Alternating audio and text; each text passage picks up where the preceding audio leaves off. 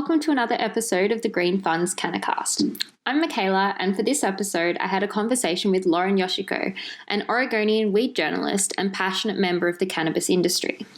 Lauren now works with Broccoli Magazine, curates the Broccoli Report, and is co-host of another podcast called Broccoli Talk. Lauren's career transformed when marijuana was legalized in her state. She went from working as a secretary to managing a cannabis dispensary. Now, Lauren is a writer for a plethora of cannabis news outlets and, in particular, is a member of the all-female creative team at Broccoli Magazine. Today, Lauren and I discuss the nature of the cannabis industry in the United States and Oregon from a fresh perspective, the creative side of weed. Stay tuned to listen to our conversation covering everything from psychedelics to women in weed to Lauren's hash gummy recommendations. Hi, Lauren. So you are from the Broccoli Magazine, and I was just wondering if you could introduce yourself and tell us a little bit about what you do for Broccoli. Yeah, thank you for having me. I'm Lauren Yoshiko, and I'm a writer who connected with them through a lovely weed connection in the community up here where they knew somebody that I was selling trim to for a cannabis farm that I worked at. Like, we were friends through this processor, and they were like, my friend is starting a cannabis magazine. You should talk to her. And I was somebody that had been writing about weed locally and for a couple national websites. And we connected, and I sort of talked her through her first issue, and she was like, well, can I feature you? And it just kind of became Broccoli really helped me become something more of a weed journalist when that concept was still pretty new, and vice versa. I feel like I got to help inject some real industry insight and perspective to what they're doing. And to give you a sense, Broccoli they kind of call themselves the international magazine for cannabis lovers, because we want to present a new kind of perspective on cannabis culture and just encourage discovery and intelligent appreciation of cannabis through exploring art and culture and fashion and just having fun with it. And it is made by women who love weed. So it's very much just trying to supplement, women who love weed love a lot of other things too. And so much of the existing weed media was just really narrow focused.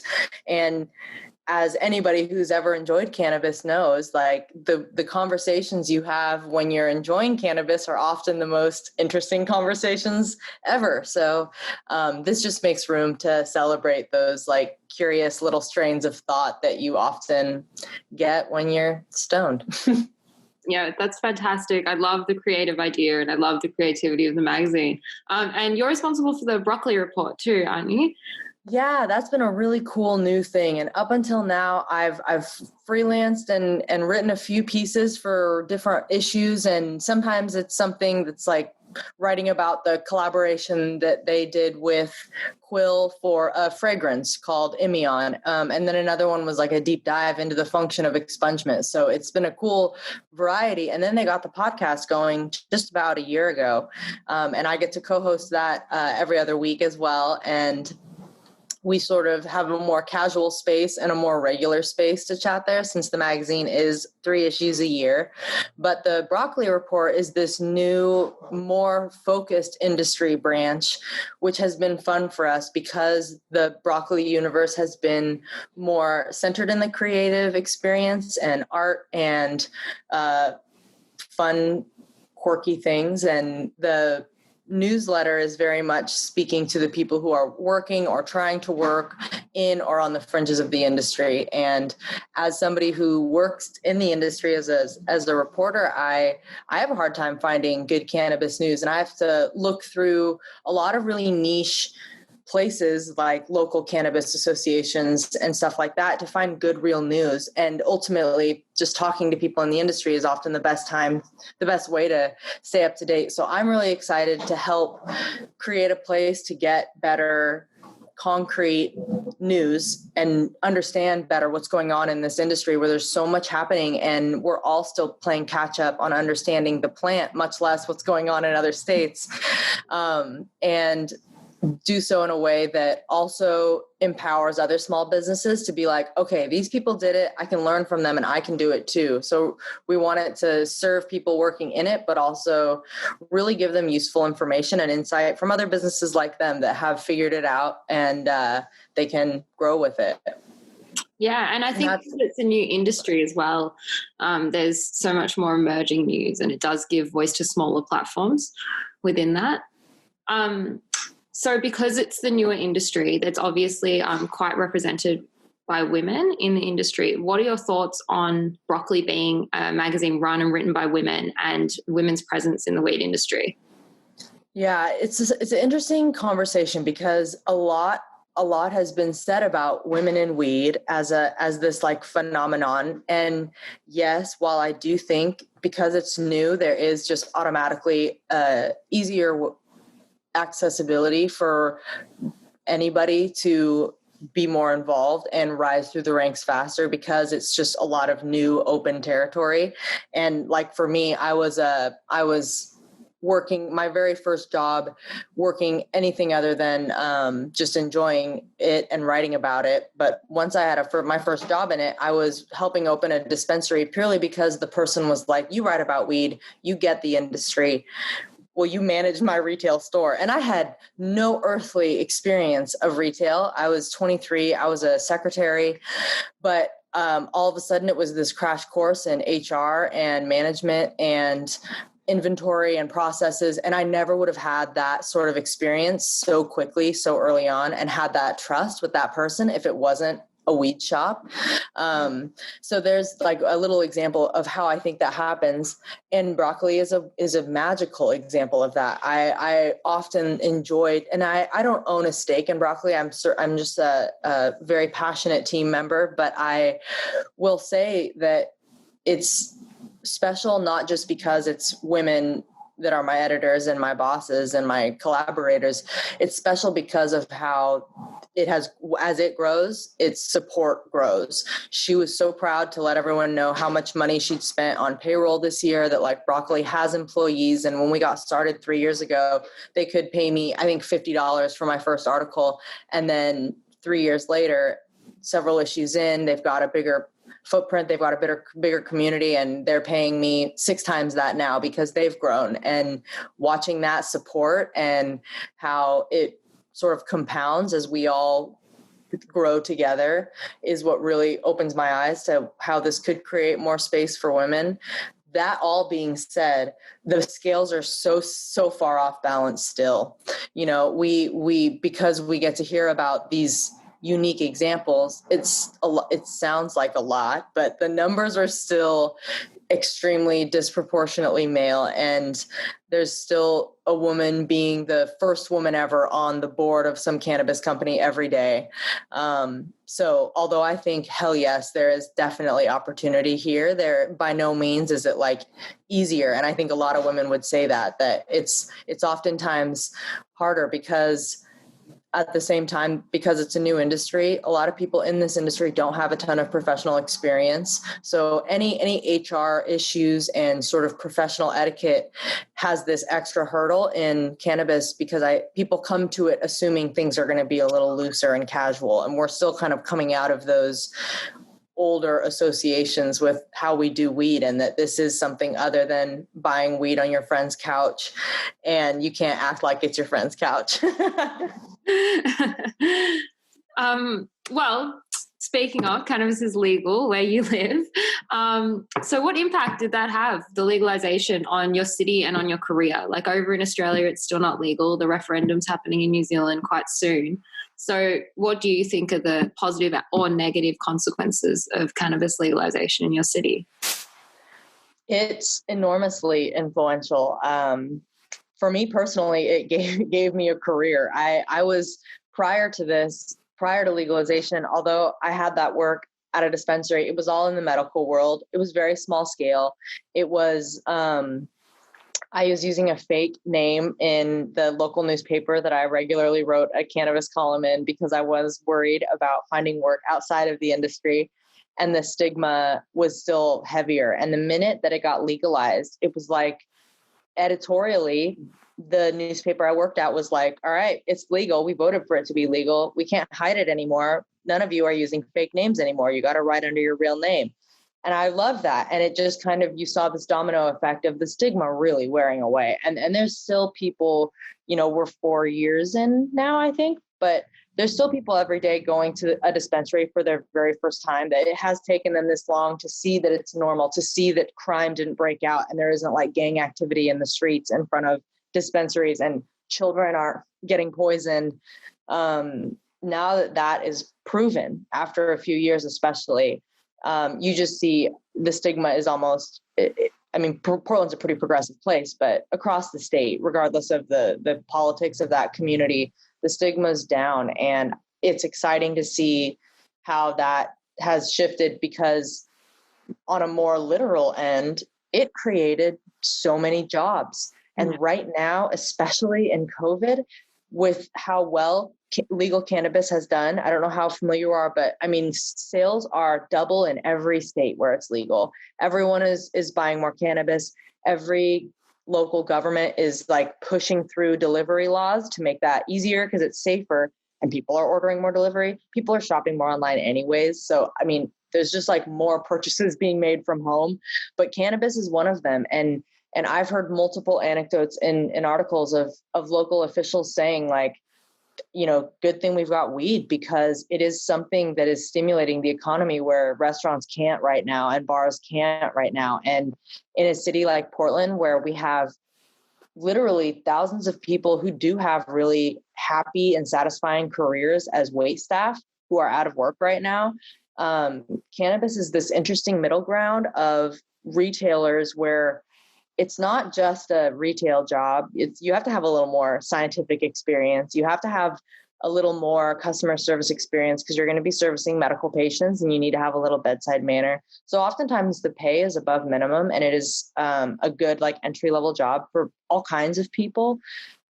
So as I watch like liberal arts grads look for work after college, cannabis is a really interesting option for them, in addition to the usual food service, wait service jobs that I think a lot of liberal arts grads end up in right after school. And right now, all those jobs still exist while all the wait staff jobs aren't. So I look at it in COVID times and it's like, wow, legal cannabis is keeping hundreds of thousands of Oregonians employed right now. And that's really, really cool to me. And the minute that things were legalized, it was like everyone wanted to learn more about it, even if they were scared of talking about it in person. Even if you were somebody who was very against weed, you wanted to learn more about it. So for me, there was more and more media coverage of cannabis, because they wanted to tell these new stories, or these stories that hadn't been told yet because it was previously too controversial to publish them. So I know that I wouldn't have had the same trajectory, and probably broccoli either, if legalization isn't continuing at the rate that it is across different states. Yeah, well, I suppose ultimately it just opened up a lot of opportunity for you, career-wise, and stigma, that's a massive one. Well, it's fantastic to hear. I also know that Oregon is looking to legalize psilocybin therapy. So I was wondering if you had any thoughts on the relationship between psychedelics and weed for like therapeutic benefits, and what your thoughts were on that, if it would open up similar opportunities to what cannabis legalization did as far as stigma and work opportunity goes. I know that stigma is a big part of the relationship between these two legislative efforts, because cannabis is something that we have literally acknowledged has medical marijuana, has medical capabilities, right? For decades, the US government has patents out on medical marijuana, even if they won't acknowledge that it's not a Schedule I drug. Yeah. So to me, I look at that and I'm like, oh my God, we have so far to go with psilocybin. But then I see this and these efforts, and there's plenty of politicians and plenty of community efforts and petitions that are really supportive of it. So this is happening faster than I expected. And I think that does have everything to do with weed legislation, basically showing people that weed isn't something to be scared of. And I think COVID also played a role in that in the last year, and that it's increased even more as far as really putting our fears in perspective of like, is it this scary to talk about weed delivery? Because up until now in certain cities, that was a really controversial notion. They were scared of theft. They were sure it could get in the wrong hands. It would make it more dangerous for kids. And then the minute they're doing delivery, it's fine. And everyone's making more money and everyone's paying more cannabis taxes.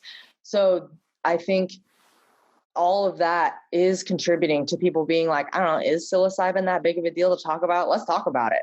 Because this has shown us, I think, that wellness can be, I mean, literally, I had a conversation with a chiropractor who told me in the middle of him deciding whether or not to open, because chiropractor kind of falls in between a real doctor, right? And somebody you go to for an emergency room and somebody who is going to do something good for your body.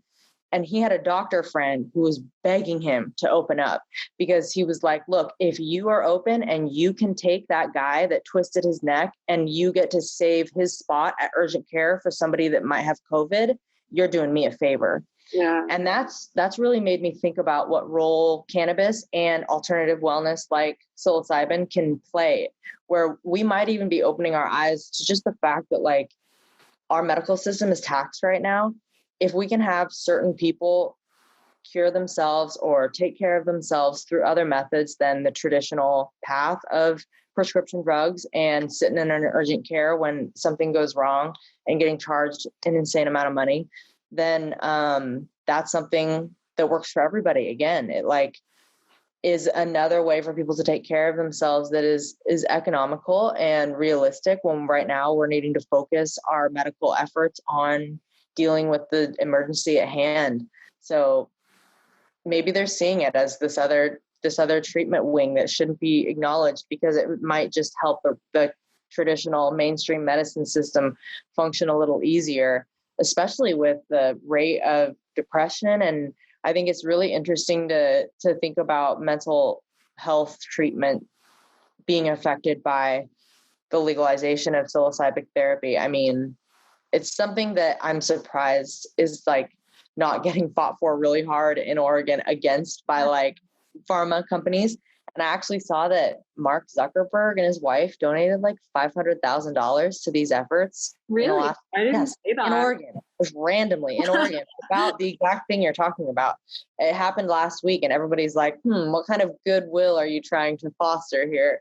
But it just shows you that this is happening faster than I thought. This is not like a pie in the sky, far away fantasy. It really is on the table that psychedelic and microdosing will be it will be like acupuncture. Yeah, and I suppose I hadn't thought about the COVID angle that would accelerate people's interest in alternatives to what they can't access right now. So I suppose things like this, like moments of crisis, really encourage people to open their minds to other avenues of what can help them. So you essentially do think that the legalization of cannabis is a first step to the legalization of psychedelics? I do. I think, it opens their minds to alternative wellness and it's showing them not to be afraid. Like there's the stigma up till now is based all in fear. And that's like that's like the heart of the problem is just the fear of this thing being scary and having a bad effect on your livelihood and your children and your community. And people seeing that cannabis hasn't ruined America is very good for the efforts of psilocybin, I think. All right. Yeah, definitely. Well, that's fantastic. I mean, it's a good state to be in compared to Australia. So do you have any final comments or exciting news you'd want to plug for Broccoli or anything exciting coming up for the magazine? Yeah, I would say just tune into Broccoli Talk because our podcast is hitting our year stride right now. And it's turned into a really nice, just friendly hang sesh, I think, for all the people that miss their friends they used to smoke with and the friends they used to talk about weed with and talk about silly stuff with. Also, and just get some good movie and show recommendations if you're running out of stuff on Netflix. But yeah, you can find Broccoli Talk on Spotify and Apple Podcasts and most other podcast apps. And then for people interested in what's happening in the weed world all over, please follow the Broccoli Report. It's free to subscribe, and there is a paid subscription for our Friday newsletters, which have like a deeper dive. But if you're somebody that runs a small business, like for example, last Friday, we had a really cool interview with a woman who focuses on, she's an accountant who serves cannabis clients. And we talked to her about tax codes and when your bank accounts get frozen by the bank. And it was a ton of really great advice. But so if you're interested in the industry and knowing what's up and how it works, subscribe to the Broccoli Report. Thank you. And actually in that podcast, you mentioned getting a little bored of weed in your recent episode. So do you have any final strains you've discovered or products that you'd want to mention as well? Yeah, I know. I'm somebody who is a flower person. I really enjoy smoking flower, and I'll never stop enjoying that. But I have been probably over medicating the last few months, and I have actually, for the first time, really been enjoying hemp edibles. I was somebody that was kind of skeptical, just coming from like the cannabis market, and then being like, how do I know that this hemp is as good as that hemp, and et cetera. And then I started trying some gummies from some trusted brands, and I was like, oh my God, this is the anti-anxiety pill they were talking about. And it wasn't like a shocking shift I felt, but I totally noticed, like for a midday Friday when I have a deadline, I was feeling way more clear-headed, and I just got my stuff done without biting my cuticles off like I usually do. And so I highly recommend the gummies by Brain Dings. They are based out of New York, but they've got like an assorted flavor pack, and they include lime, which I love. And I don't see enough lime candy weed options. So yeah, actually I've been opening my mind to different hemp CBD things, and it wasn't something that I previously really turned to. And now I'm really enjoying that balance, because I think sometimes it curbs the THC. So when I want to smoke out of habit, I can eat a little hemp if I like overdo it a little bit. So yeah, I am enjoying those. Oh, that's fantastic. Well, good to hear you're exploring new avenues. Exactly. So thank you for talking today with me. And the Broccoli podcast is incredible. I listened to it as well. So thank you. I feel honored that you have joined us for our podcast. I'm so glad you enjoy it. Thank you for listening. No problem. Thank you, Lauren. Great. Thank you again to Lauren Yoshiko for joining us at the CannaCast. Our conversation highlights changes that occur once legalization of cannabis is pushed through in a state.